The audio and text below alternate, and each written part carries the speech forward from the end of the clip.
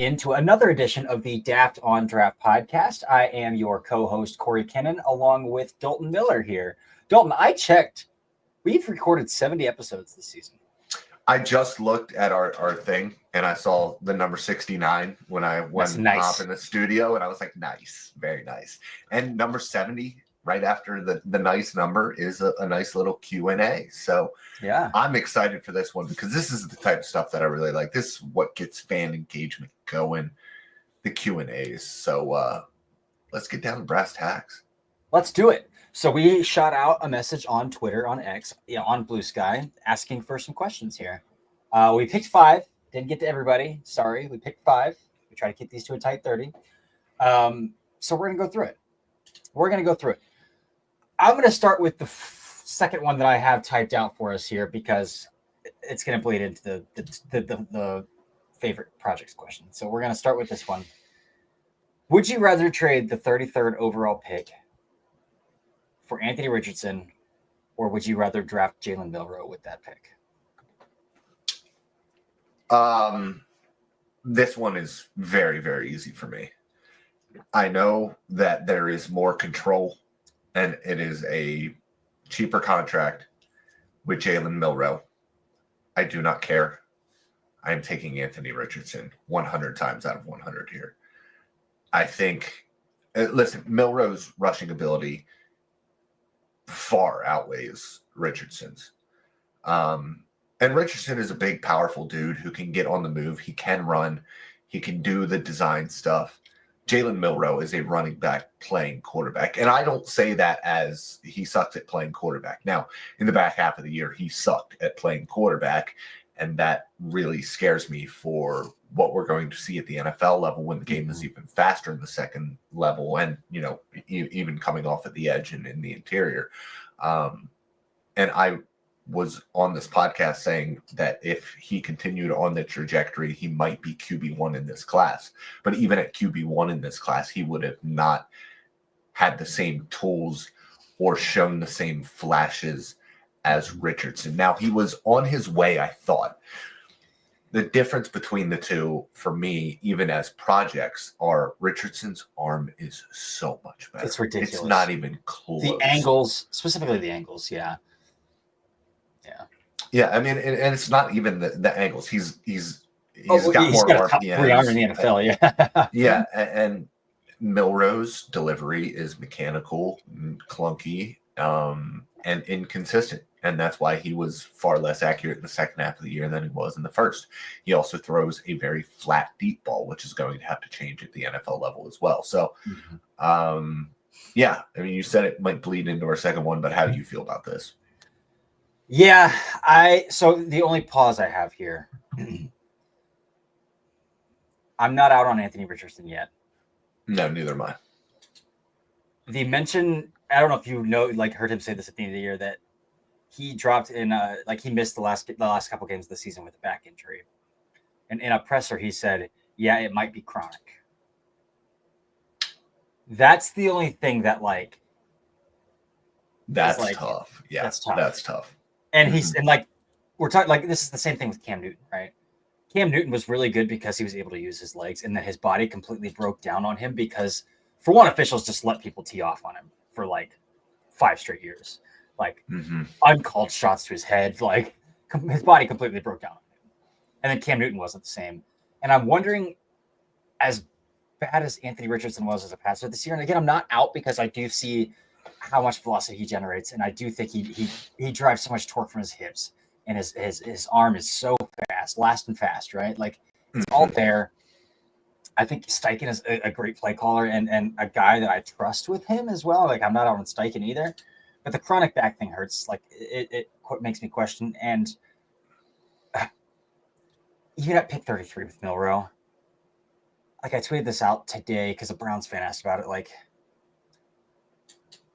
How early is too early for Milroe? And I think second round is fine because I don't think he'll miss on him with the caveat, he needs to be willing to give a little if the quarterback thing doesn't work out. That's the caveat. Because I do think that he would be a really excellent running back. If all else fails, If all else fails, like I don't think you miss on him because like just throw some gloves on him and teach him how to pass protect. And I think you got something there. I think you do. I think you do as well, but I don't think that's worth 33. I mean, maybe with the caveat that it could work out at quarterback, and then if it does work out at quarterback, then you spiked it, and that's great value. But if not, like Travion Henderson's going to go later than that. Like, Marion Hampton's probably going to go later than that. KJ's probably maybe going to go later than that. So, yeah. So all about to say that I think I would trade the pick for Richardson over drafting Milroe with it, but it's not some like runaway, like, oh, this is like an obvious answer for me because the chronic back thing hurts. Like, it hurts the case, potential chronic back thing. And then, like, there's just a chance Anthony Richardson might not figure it out. Yeah. Like that, like we're 2 years into this thing and he hasn't yet. So he hasn't played a lot of football in those 2 years, but like also back-to-back injuries and back-to-back seasons isn't a great track record to be building either when your mobility and your alien traits is what got you drafted 4th overall in the first place. Yeah. So moving on to the second question, Dalton. Who are your 3 favorite projects in this draft class? Well, at one point I would have said Jalen Milroe, but I think I still am for the reasons I said. I am. I'm not going with Jalen Milroe. And this one's tough for me because I think that there are a few guys at wide receiver who I could kind of gravitate towards here. And I think for me, listen, Isaiah Bond is number one when it comes to projects because his movement skills are special. But I think when we're looking at this, we have to look at what is tangible. And I don't know if at this point it's going to happen with him. And so for me, I'm looking at something that I could see happening a little bit clearer. And I think for me, that guy is Alec Ayumanor. I was going to dang it, dude. Yeah. And I might be stealing from you, and did. you can say him as well, because if we have the same projects, we have the same projects.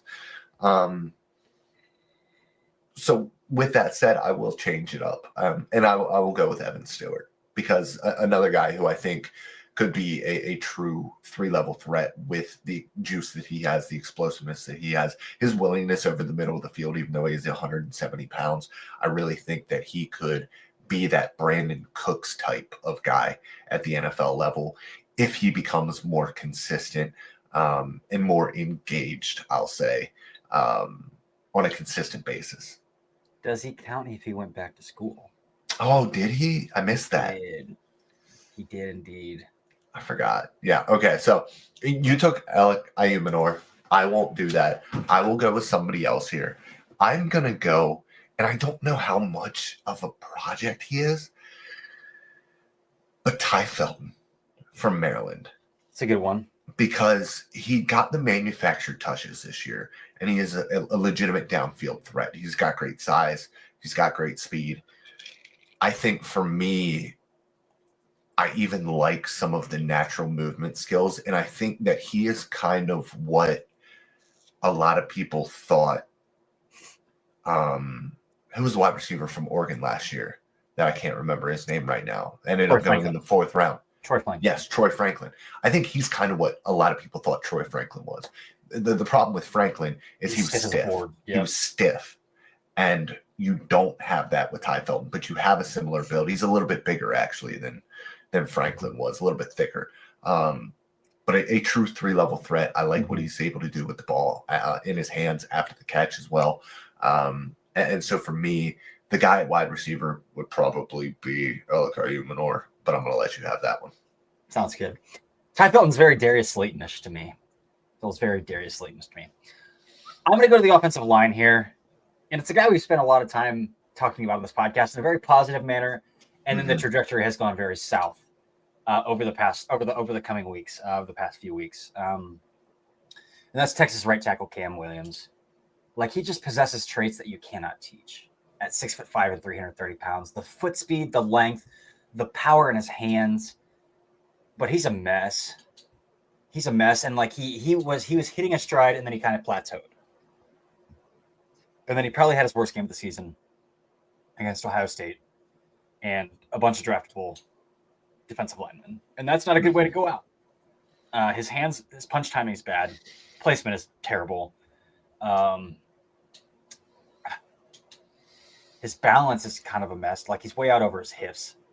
So, like, from the perspective of, like, is he there yet? No. He's still going to get drafted top 50 because his tools are outrageous at 6'5", 330. And those are tools that I would bank on.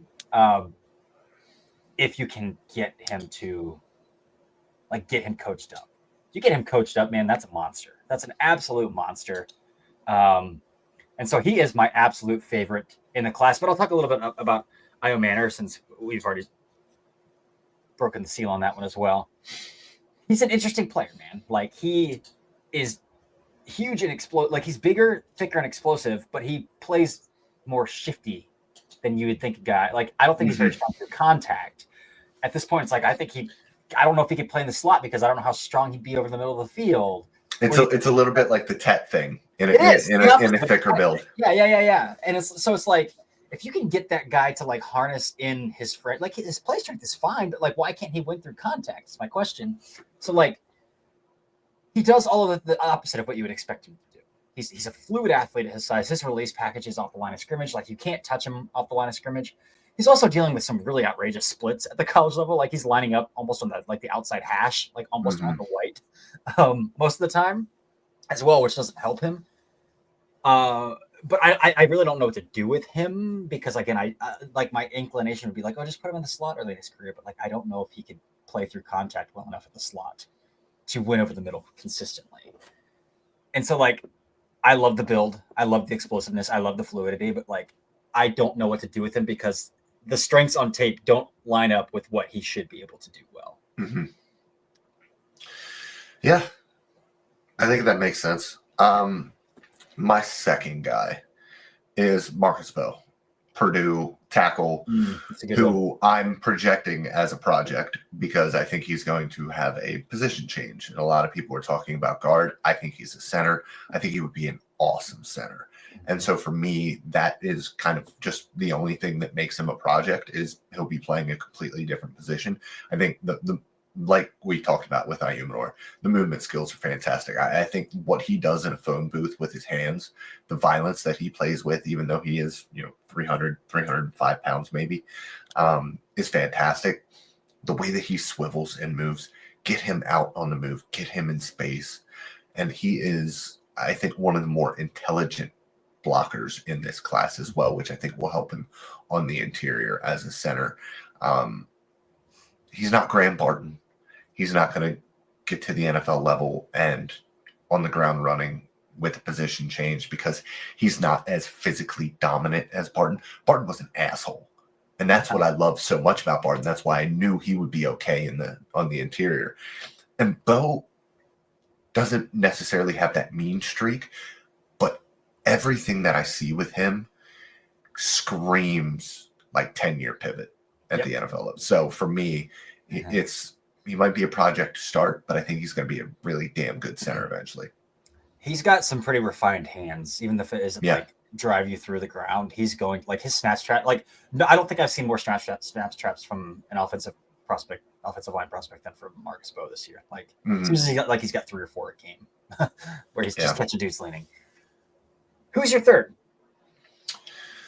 So my third, we are going to go to my favorite position. I really wanted to look at an edge here, but I can't get there with Mike Green right now. Like, because everybody's kind of talking about Mike Green. So for me, I'm going with Penn State safety Kevin Winston because from an athletic perspective, he's kind of everything that you want. I think he's a flash. I think that there might not be a better tackler in this entire class. I don't know if he missed a single tackle last year. Missed a couple in the first 2 games this year, or game in 20 snaps or whatever he played in the second game before he got hurt. But he is as sure a tackler as you're going to get, and it's because his arms are outrageously long. He might get ran over by a back every once in a while, but he is still going to finish that tackle. and he's not afraid to be in that range. And what's really interesting to me is he kind of has a corner build, or what looks like a corner build. I mean, he's listed at like 6'1", 6'2", 205, but he is lean and he is long. And so for me, you have that ease of movement as well. The only thing that keeps me from really falling in love with him is I don't think he's an instinctive safety. I think as a reactionary athlete, he's fantastic, but you need a lot more to be a really good safety. And so I want to get this guy on the field. I want to get him game reps, and I want to see if I can get his eyes to where they need to be a legitimately talented back-end safety, because if he gets there, he has the athletic ability to be one of the best in the game. Love it. Love it. I'm going to go with a linebacker for my third one. And it's a guy who, like, I'll watch a game and I'm like, man, this guy's everywhere. And then I'll watch a game and be like, where is he? He's very inconsistent. And that's Georgia's Smile Mondon. Like, he's long. He's a first team off the bus looking kind of guy. Mm-hmm. Athletic, explosive, fluid, everything you want in a linebacker, prototype at the NFL level. But boy, I think his eyes are extremely raw. I think his instincts are extremely raw. But if you can harness that guy and get it to click at the NFL level, I mean, we're talking about like at the line. I'm trying to think. Like Tremaine Edmonds is an extremely explosive, athletic linebacker. They don't make guys like Smile Mondon often. Like there are not linebackers like him floating around the NFL. I'm gonna pull up his measurables real fast here, but the athletic traits are so stinking of it. 6'3", 335, estimated 4.46 40-yard dash. I want this guy fringe top 100, top 125, top 150, and just let me get him in the building.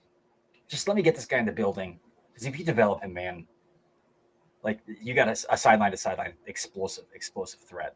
So Smile Mondon's gonna be my third one. All right, let's get to the next one. Ollie Gordon. Ollie Gordon. It was how many running backs do you think go before Ollie Gordon? I might be a high man on him, but I really don't understand an argument for more than 6 or 7. This is from @TimeIsMyOp. I feel like we could have said that over the summer. Well, yeah, I could have definitely said that over the summer. Man, I'm low on him now. And I just think that his body, it looked like he gave up on him this year. Yeah. He was not the same guy. And if I'm already seeing what looks to me like mileage piling up,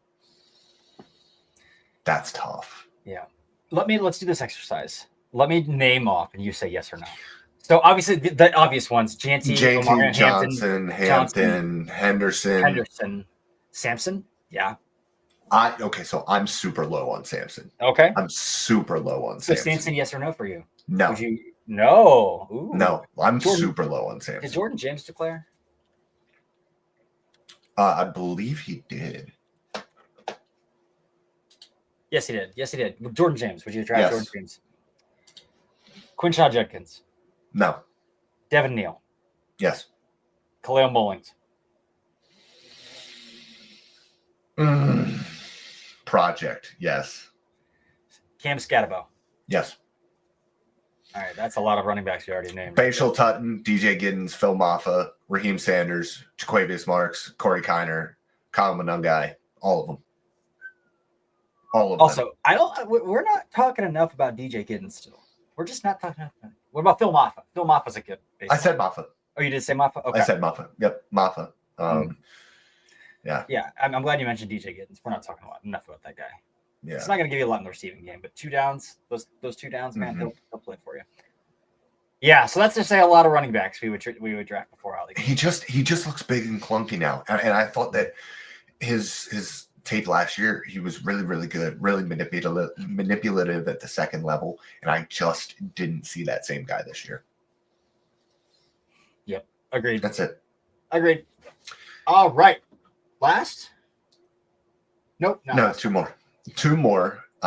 This one is from at LSB Top Shot, and it is Tre Harris, Jack Beck, and Jalen Royals are my favorite mid-round wide receiver prospects. I wouldn't call these guys mid-round wide receiver prospects. I would call them day 2 prospects. What are their best traits, biggest warts, and who do you like best in the round 2 to 3 range? This question is easy for me. It's Tre Harris. I think he's like my wide receiver 6. Yeah. Wide receiver 5. I actually have him still higher than Matthew Golden. That's how high I have Tre Harris. That's not a shot at Matthew Golden. That's just how high I am on Tre Harris. I love his game. And I could have said that he's a little bit of a project, although I don't really think that he is. I think the only reason why he's a project is because Ole Miss's Mickey Mouse offense. Mm-hmm. I think that he has every route running technical trait that you want. I think he's the best route runner I've seen from Ole Miss. There's 2 really good Ole Miss wide receivers who are much more gifted athletes than Tre Harris is. Absolutely bullies, yeah. But Tre Harris is 6'2", 215, and he himself is a bully. He is a physical dude. And so for me, like, he is that traditional X wide receiver, and he might not be a wide receiver 1 at the next level, but if you have a really good slot or a really good Z, I think he's a great compliment. Yeah. I'm on the same page here as Tre Harris. And I've mentioned it on this podcast a lot about how much in previous evaluations that have caused me to miss on wide receivers. Jerry Jeudy gave me a little bit of redemption this year, but Jerry Jeudy kind of fit that mold. Elijah Moore fits that mold. Guys that I really loved coming out of college who could separate really easily. Like I think Isaiah Bond was somebody like I had to push myself a little bit on. Guys who separate really, really easily, can cut a rug with their cleats, getting in and out of breaks. Where I all I cared about was route running separation. Can the guy get open? Mm-hmm. But they absolutely just couldn't play through contact at all. And those guys still, like even Jerry Jeudy, even though he had a stellar breakout season, can't play through contact. And I think I overlooked that a lot for just like, well, can you get open? Because if you can get open, you can find the ball. And I still think that's true to some extent, but like, I got to start prioritizing the ability to play through contact a little bit as well. And in a class where a lot of these guys can't. Not even Ted McMillan, in my opinion. I think Luther Burton's pretty good at it. But like Sam Brown, I think he took a massive step back after being like a top 50 player coming in out of summer scouting, people had him as because he's the same way. Can't play through contact. We mentioned Isaiah Bond. Ted McMillan isn't great at playing through contact. Like Alec Ioman are not, like even the bigger body guys aren't great at playing through contact. So when I find a guy who can play through contact, has consistent hands, is a bully over the top, and can stack defensive backs like crazy, like Tre Harris can, and then can show you a little bit, even if he is a 4.5 athlete, I think that's fine. Yeah. I want him. So Tre Harris is going to play for a decade, man. Yeah. Last one. Donovan Jackson, round 1 hype. And I will get the question up here. This one is from @HoustonHoudini on Twitter. I know we all saw Dane's mock, but I must ask, thoughts on Donovan Jackson's playoff stretch, getting him into the first round discussion? I think we've been pretty consistent on this throughout the year. Before he started playing tackle, that he was already in the round 1 discussion because we think he's OG2. Or, well, all right, real OG2. The OGs that play OG in college. Yeah. And I could see a world where you would draft him above Tyler Booker. That's actually a content idea of mine that I have, a Tyler Booker versus Donovan Jackson. Yeah. Coming up here. I think if you're a predominantly wide zone team, like if you want to get, or it's tough because like I think even if you run a bunch of power, I think what Donovan Jackson does best is move. He's a phenomenal athlete. It's why he was a 5-star. He's got 35-inch arms. His reach is fantastic. I will say, when it comes to like the power stuff and getting him on the move in the open field, if he's inside the tackle box, he forgets to use his hands or doesn't want to use his hands. And so there's a little like, maybe I'll break my finger here, and I really don't want to do that when he's coming across the formation. So I think there's that killer instinct to Tyler Booker and just a little bit thicker, more powerful frame. But man, Donovan Jackson, you can't teach 35-inch arms, especially on the interior. No. That is special. He's a fantastic pass protector. And so for me, like even before this playoff run, like him playing tackle doesn't matter to me at all.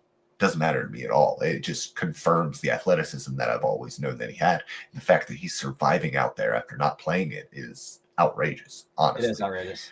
And yeah, so to get for through me, that, Abdul Carter got like what, his second game playing tackle, and ever since then it kind of his first full game, I think it was, wasn't it? Yeah. And so for me, like, he was always in the round one discussion. It wouldn't surprise me at all if he goes at the end of round one. Baltimore, Detroit, those teams need Houston. Like, there are playoff teams who need interior offensive line help big time, who can afford to take a guard. And I think I want to actually take a step back and rewind what I just said about affording to take a guard. We talk about guard like it's not an important position. Yes.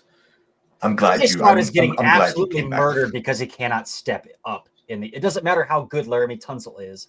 He cannot step up in the freaking pocket at all. And quarterbacks need to be able to climb. We got to stop talking about centers and guards. Like, I think centers are a little more easy to mask and hide between two solid guards, but like, we got to stop talking about these guys like they don't, like, the positional value of a guard is not important, because it absolutely is. Yeah, and honestly, with center, I think with more teams running 50 fronts, like, I think center's becoming more and more valuable as time goes on as well. So yeah, it's definitely, again, football cyclical, right? Like 2020, 2021. It was like this revelation of wide zone where everybody was like, we're just going to push the boundary and get wide. And now, like, everybody on the defensive side of the ball got small and got athletic. And now everyone's like, well, we're going to run power, and we're just we're going to adjust that way. So it's like, we're just moving back and forth. But yeah, like, at the end of the day, like, the Texans are the easiest example of this. Like, Baltimore, it's happening a little bit too, but Lamar's a magician and can step up and make any pocket. He can do whatever he wants. Like, it's He's outrageous. I think, I mean, Houston's the situation here. Like, CJ Stroud is getting murdered, and he has perhaps the best left tackle in football. Yeah. Because he can't step up. Yep. And he is a pocket passer who needs a pocket to navigate. Joe Burrow, again, another magician. He's not a good example. So I'm not going to. Yeah, he can step up into thin air. He can step up into thin air. I don't. He like levitates over the pocket. And it's so funny because when we were going through the draft cycle with Joe Burrow, I was like, Tom Brady and Tony Romo.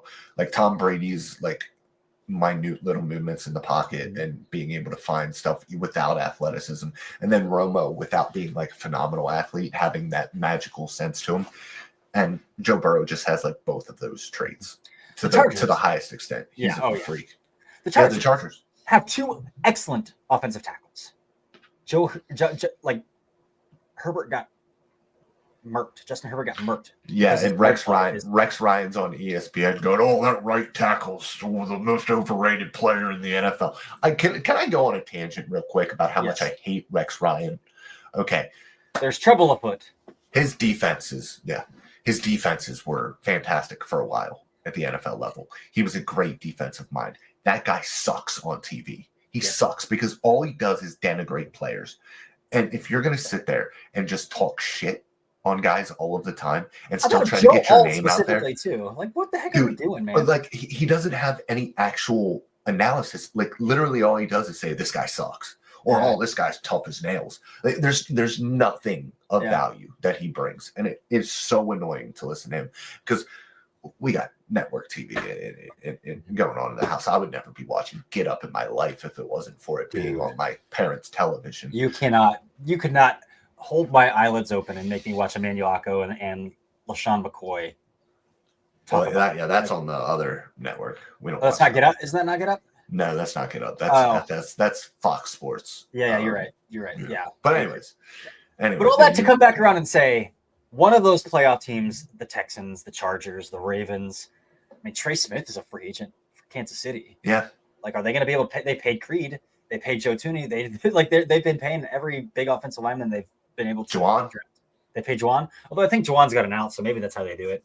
But I mean, their tackle situation is so bad, but I don't think they can either. Juwan's out's not until after next year. Is it? So Detroit, Baltimore, Los Angeles, both Los Angeles teams. Congrats on the playoffs, Donovan Jackson. Yeah. So he's gonna go first. There's so many guard needy teams. There's 2 actual guards. I think so too. So yeah. All right, I'm good to go. 30 Let's minutes. get look on at out that. of here. 30 Look at minutes. that. Listen, Let's get out. We're wrap this out. We're cutting it right here. See ya. Bye. I get a 4 a.m. workout. Let's go.